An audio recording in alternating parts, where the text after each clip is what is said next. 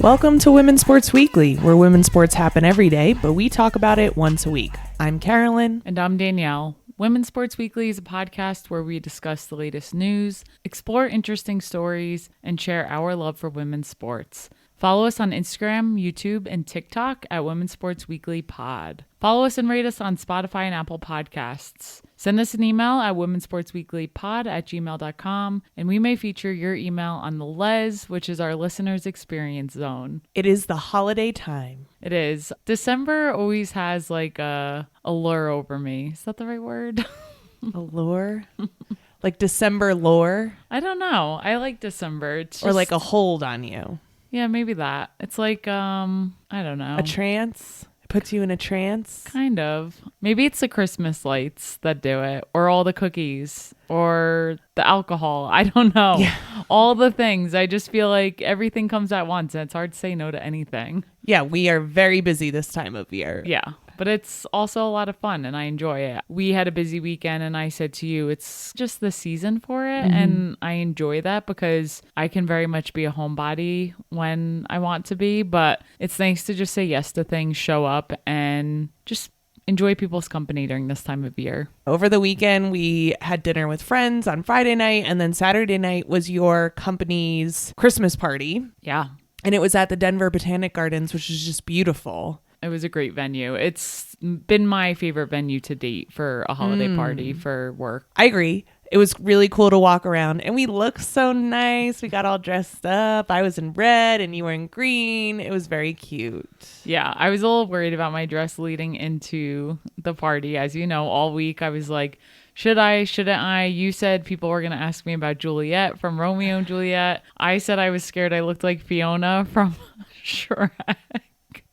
But looking back at the picture, I was like, okay, we looked good. We did look good. I wore a burgundy power suit. Yeah, you looked great. I love the power suit. It was fire on you. I wanted to wear a suit to our wedding, but I like feminine cut suits. So it would have been very difficult to do, but I like to rent clothes. I talked about last week how I really love Nuuly, and I found this suit and it was cut well. And I was like, we're doing it. We're wearing a suit. It looked great. And you look great too. Thank you. You didn't look like Juliet from Romeo and Juliet. Although I think that would be a compliment. And also I think Princess Fiona is a compliment. So I don't know. Even Princess Fiona Shrekified to me is cute. Not the look I was going for. Okay. Well, you looked great. You didn't look like either of those people. You just looked like hot you. Oh, thank you. That's very sweet. Another big update for the weekend. Christmas miracle, y'all. Seriously. Now, there's still some finishing touches we'll have to do when it comes to like insulating and all the things. And we have a lot more things to do in the basement. But our framing, we've done it. We've done it. We finished framing our basement and we are pumped about it. Very. We have 2 of 6 things that we need to get done down there. So we did all the demo and now we've done the framing. We've got a lot more to do, but it just feels like, wow, that was a lot and it's done. You could see that it's starting to look like 2 separate rooms. It's just amazing. It's really exciting. I have the vision now. I could see what it's going to look like and it's getting exciting. It is. This past weekend, we just put our heads down and went to work, and it really wasn't as frustrating as previous weekends. So we are getting better at it just in time to hopefully never do it again. Exactly. That's usually how it goes. Also, we received such great positive feedback on episode 100. So many of you reached out to us. We now have to do a 100-meter race. Oh, it's happening over the holidays. So to our listeners, Carolyn's mom lives right next to a high school track, and we will be going back to New Jersey for the holidays. And I said to you, we're finding a day. We're going to have your sister and Matt, our brother-in-law, film and be the judge or ref, I don't know, of this 100 meters because we're worried it's going to be a photo finish. There were a lot of people who voted for you, and my betrayal list has gotten longer. I know. You were very surprised by that. And a lot of those people are on our softball team, so they've seen us run before. Oh, I'm ready to show everyone up. Just wait. But I haven't ran in a really long time. Not like that. I hear the excuses. Here they come. Okay, so when I used to do CrossFit, we would run quite a bit and we would sprint quite a bit. I haven't been doing CrossFit. I've only been lifting. So I'm worried I'm not going to have that same pop. You weren't too worried when you were saying last week that you would fight on this, that you were going to win. Okay, I'm going to win. I started putting more strides in my runs, and I'm going to start bringing back speed work this week just for this. That's so sick. You're so sick. We also missed a couple of questions last week, which is totally my fault. I would say it's both our faults. I missed them and I had them written down and I just forgot to transfer them into the right document. So I want to go through them really quickly. One of our listeners asked for all of our favorite teams within leagues, but we skipped volleyball. So we have Major League Volleyball and League One Volleyball, which admittedly maybe we subconsciously skip because we don't watch a lot of it. Mm-hmm. So if you're asking for favorite teams, I'm going based off of names only. So for Major League Volleyball, it's the San Diego Mojo, which we've talked about on this podcast before. Yeah, we have. And for League One Volleyball, it's Madison. They're city-based and based purely just on that I really want to go to Madison, Wisconsin. I know. We were literally talking about that over the weekend. Ah, man. Do you have favorite teams, Danielle? I'm going to go with San Diego because San Diego is a great spot. And Madison, we've talked about the Wisconsin Cheeseheads and they do really well and are doing really well in the college realm. So they'll probably have a great professional team too. Oh. But we have to do a better job at watching professional volleyball. I was going to say, who's your second favorite team? Carolyn. We'll get on it. We're going to talk about volleyball today, so don't you worry. Okay, the other question, which I really liked, was, would you rather win gold in your least favorite sport or lose in your favorite sport but still be at the Olympics? I personally would want to be playing my favorite sport at the Olympics, even if I lost. Why? Because my favorite sport is basketball. I think about all the memories I've had with my basketball teams in the past. And I think win or lose, like, those are your people. And that's just how I view it. Like, to me, that's more important than winning the gold. Obviously, winning a gold, that's the goal. But I'd want to be playing my favorite sport at the end of the day. Yeah, and I struggle with this. So for me, I'm like gold or bust, baby, because I don't really have a least favorite sport. What sport do I hate? There's really not any. But not necessarily that you hate, but maybe something you've never even played. I don't know. Like golf or archery. Like, it would be so cool to win gold in one of those sports, even though I've never played it before or don't know anything about it. And I totally see your point of just being an Olympian is very cool. So I have two schools of thought. There's one that's just like win gold. That's would be cool. If I had the choice between the two, I'm just choosing winning gold. And then the other one's, if I lose early and I'm still in Olympic Village, I'm just going to hang out. Yeah. Go watch other people. A lot less pressure when you lose early and still get to call yourself an Olympian. So my initial reaction was just like gold. And now I'm like, well, it could be fun just to be there. Mm-hmm. So I don't really know. Yeah, it's a tough one. I just think about my favorite sport and I'd want to be playing that versus I don't know what my least favorite sport is, but that's just where my head goes. And no matter what, like I'm thinking to myself like, oh, if it was just a single person sport, but you have a team around you always. So you're still winning with a team. I guess I would hate a sport if people were really mean to me or the fans were really mean. Like that I wouldn't want. Right? Yeah. If I joined a sport and everyone was like a bigot and a homophobe, yeah, that wouldn't go over really well. I definitely just choose being on a nice team. Yeah. All right. So those were the questions we missed. We just wanted to make sure we hit everything. Let's get into the highlight reel for this week. Yes. So we weren't lying when we said we talk about volleyball because this past weekend, the Elite Eight matches took place. We're going to speak about one of those matches, Nebraska versus Texas A&M. Now, Nebraska was the overall number one seed going into this match. It's amazing that this wasn't the national championship. Mm-hmm. Nebraska also went into this match undefeated, 33-0, and Texas A&M was able to pull this off. As a reminder to our listeners, volleyball is played best of 5. Texas A&M went up 2-0 to start, and we were 2 sets to 0. Oh boy. This was the first time Nebraska was down 0-2 since August 30th to Kentucky, I believe. And they ended up winning that match. Yeah. So they're down 0-2, and this is at Nebraska's home court. It was packed. Sea of red. But the Texas A&M fans were loud. I said they were small but mighty. They had a section and they were rowdy as well, but it was packed with Cornhuskers and some corn on the cob I saw. Literally people wearing shirt that just had like kernels of corn on it.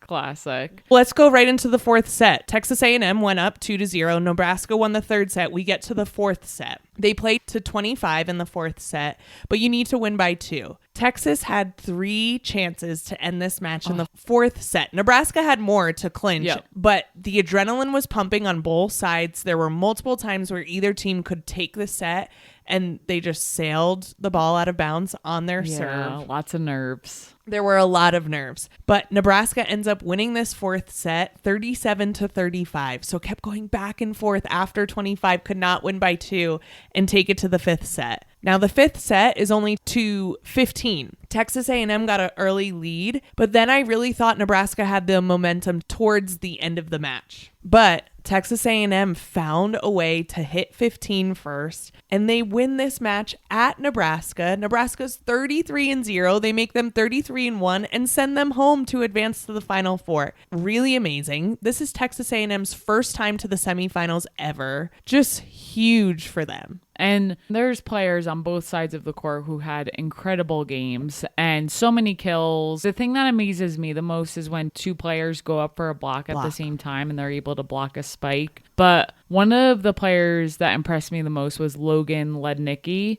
She is a player for Texas A&M, and she is incredible. I just feel like she was dominating, and it was too much for Nebraska to handle, honestly. Volleyball also, to me, is just, we've talked about it on the podcast before, but I love it because it's very easy to understand. 3 chances to get it over the net. And then all of these women are so tall and then just spike a ball down your throat and just make you look silly. And I just love watching it. It's just such an easy sport to get into. You say easy to get into. Let's not make people think we think it's easy to play. No, it's not easy to play at all. They're jumping like 45 feet up in the air and both their hands are over the net. And I don't know how they're doing any of it. The blocking, like you said, is just so amazing. And I think that's why Texas A&M won, because they were so good at blocking. And I said it has to be so defeating to go up there and spike the ball as hard as you can. And then someone's arms are just there and they're like, nope, we're going to get it in right on your side. Yeah. So really fun. The Elite Eight did take place this past weekend, like we said. And the Final Four is set at this point. The Final Four is Pittsburgh, Kentucky, Wisconsin, and Texas A&M.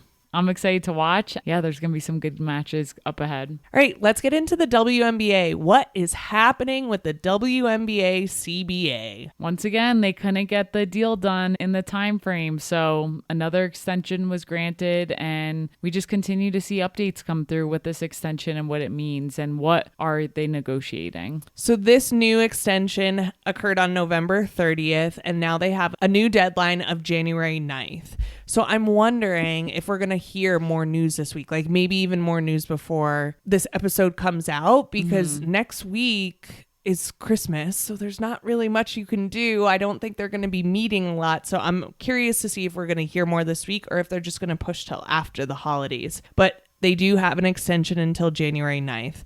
The extension allows the off season to proceed. They can still do things within their off season. They can get into the gym if they want to work out, but the expansion draft is supposed to happen in December, and the free agency usually begins in January, and we don't anticipate that those things will happen until the CBA is negotiated. Definitely not free agency, because people want to know what teams can offer them before they sign on. Yeah, for sure. So let's get into the most recent offer from the WNBA. So the last offer was $220,000 as a minimum salary. So that means any rookie who comes in is going to make $220,000. And for our listeners who don't know, currently, as it stands, the rookie contract is typically what, $75,000? It's either 75 or 80, I forget. So it's around that. It's below 100,000. So they are looking to push it over 200,000. The league average would be over $460,000, and then the max salary for any one player would be $1.1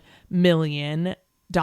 And it would be available to multiple players on a team. So it wouldn't just be just one player making over $1 million. The $1.1 million includes revenue share money and a base supermax contract. So the most you could pay. The revenue sharing is where we need to get into it a little bit more. Revenue sharing is at less than 15%, and the revenue projection has the percentage decreasing over the course of the CBA.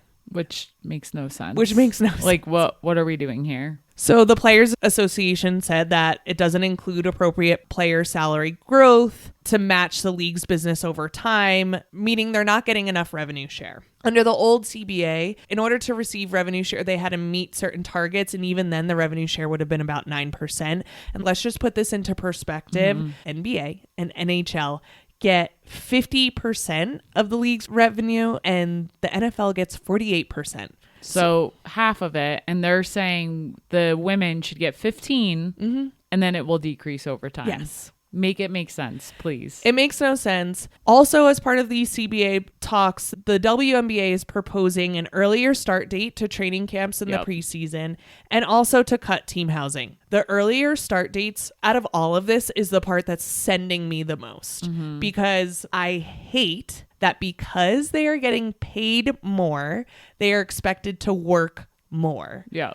It is not like we are going to pay you more because you are worth more. It is we will pay you more if you work more. Yeah. And that, I don't know why, but that is just driving me so insane that they even propose that. On top of that, it makes no sense. It's going to run into really close to the Final Four, and it's going to run into the WNBA draft. So just a crazy thing to offer. And I'm just like, again, I said this last week, until the leagues that house these players start treating them like professionals, how do we expect anyone else to? Yeah. The housing piece. When they announced it, I was like, okay, I can see that. If you're getting $220,000 as a rookie, I understand that the WNBA doesn't want to provide any more housing. However, we have to think about the nature of the WNBA and the amount that a player will join a team and then get waived 3 weeks later. Yeah. So if you're expected to find housing on your own, let's talk about New York as a market. There's so many pieces here. One, if you don't know how long you're going to be there, temporary housing is going to be very difficult to find. Yep. So are you asking these players who don't know if they're going to be there for 3 weeks or 3 years to sign a 1-year lease? To sign a 6-month lease? It does not make any financial sense. On top of that, in some of these bigger markets, $220,000 a year still isn't enough to get you an apartment in Brooklyn. It's and just Golden State, Valkyries. Think about these markets. Yeah. So I wish they would take a little bit more thought in that. And again, it just feels so punitive. And I know that the goal is for there to be some compromise, but it just feels like sometimes they're just making them feel like shit. Yeah, there's a lot to consider there. I think the point you make about the players who are getting traded all the time, what do you do in those situations? There still has to be an answer for the housing there. And in the research that I did, I was like, can the teams provide housing and then the players pay them, right? So they can move into a furnished space, whether it's 3 weeks or whatever, and then pay out of their salary into it. I don't know if that's an option, but I'm like, maybe we can get there because, like I said, I do understand the WNBA's perspective. We're increasing the base salary, so maybe we don't have to provide housing, but I do think you need to have housing for the amount of movement that happens in the WNBA. For sure. So some reactions from players within the league. Nneka Ogwumike said, I don't feel like there's any cultivation of a culture of trust. She is the WNBPA president. She also added, we don't feel valued in these talks as they stand today. I feel like we've been heard, but not listened to. And I'm hoping that changes within this extension because what we want to do is get a good deal done. On top of that, this past week, USA basketball training camp has been happening, which has been very exciting. And so many players were there. Caitlin Clark was asked about it. Angel Reese, Cam Brink, they were all asked about this extension and what they expect to see. And all of them pretty much had similar things to say. And I'm like, okay, they're all getting the same PR.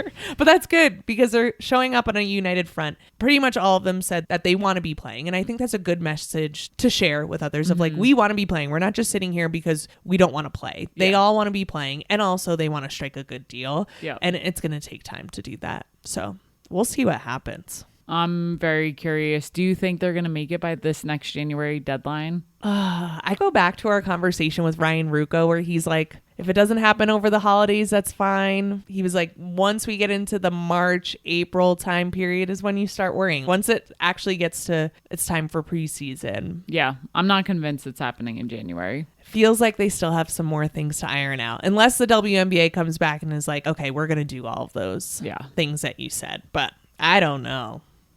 We'll keep you updated though. We definitely will. We'll be following. Let's get into some updates this week, starting with Run Club. Every Thursday at 6 p.m., we meet at the 99ers Sports Bar here in Denver, and we run 3 miles, come back to the bar, have some drinks, and hang out. If you listen to our podcast and share a secret word with the bartenders each week after the run, you can receive 50% off your first draft. This week's secret word is holiday.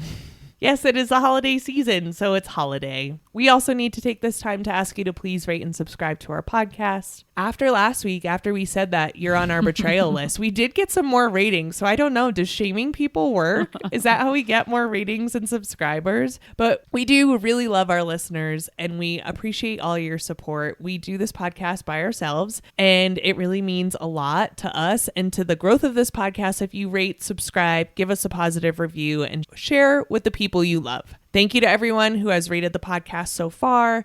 If you send us a screenshot of your 5-star rating, we will send you a Women's Sports Weekly sticker. Yes, we have plenty to offer. All right, let's get into our deep dive for today. What are we talking about? We are talking about Trinity Rodman and the deal that may go through with the NWSL. All right, let's get into this. So Trinity Rodman's contract with the Washington Spirit expires at the end of December. European clubs are offering her salaries a lot more than what she can make on any NWSL team under the league's current salary cap. Mm-hmm.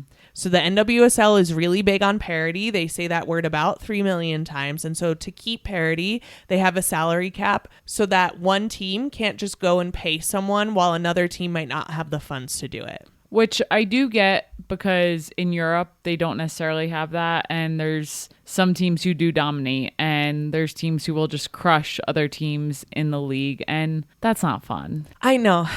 I go back and forth on this because then I'm like, the team that's not doing well, get some money. I'm not saying I want the players to be paid less so that there's parity. I'm just saying the lack of parity is a struggle. So I just can see that part being an argument for them. Yeah. And I don't want to sound like, capitalism is best, baby, because I don't know. But if you want to be good, then I feel this is why I'm saying it. I feel like sometimes teams underpay because they can, because it's women, right? And they just treat them like a side thing. And it's like, no, show up with money and pay your players. Yeah. I see both sides. So the Washington Spirit attempted to offer Trinity Rodman a record deal of over $1 million annually. This deal was blocked by the NWSL for violating league rules. The NWSLPA, the Players Association, responded immediately with a grievance saying that the NWSL was violating the CBA.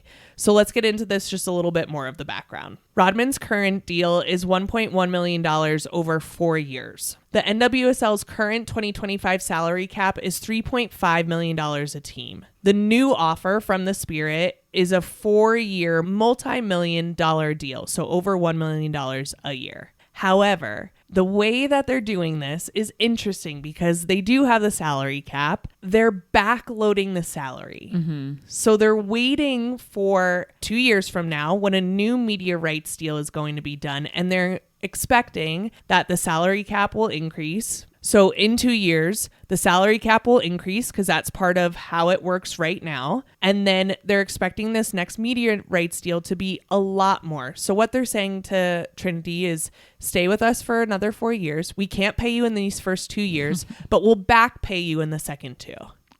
That I don't know how I would feel. That would be tough for me, right? As the player to be like, to not get paid right up front. I know, like you want the money up front, but they sign a contract, so you have to get paid that. No, I know. It's just, I don't know. I feel like that's not the point. But it's their way of working around the salary cap to try to keep Trinity Rodman in the NWSL. It's just some of the things that women put up with. I'm just like, it just shouldn't be this hard. It really should not be this hard to get paid more. It's painful. You're right. And this happens in other sports as well. What the NWSL is doing is banking that they're going to be making more money in 2027 to be able to pay Trinity Rodman. They're taking a risk there by saying that. However, like I said, Major League Baseball does this. Yes, but Major League Baseball players are making $700 times the amount that Trinity is even asking for. Like, I just can't wrap my head around how much these men get paid, and these women are just fighting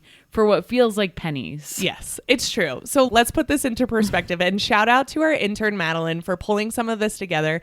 And she has really good overall sports knowledge, so she was able to pull from baseball from this, and we're just so thankful that we have her helping us do some of this research. So Shohei Ohtani for the LA Dodgers, he famously signed a really strange deal. So it was a 10-year, this is so laughable, $700 million contract. Almost $1 billion at this point. And 97% of the money was deferred until 2033. That is insane. He will make $2 million a season until 2033. And then starting in 2034, he will receive a lump sum of $68 million every year.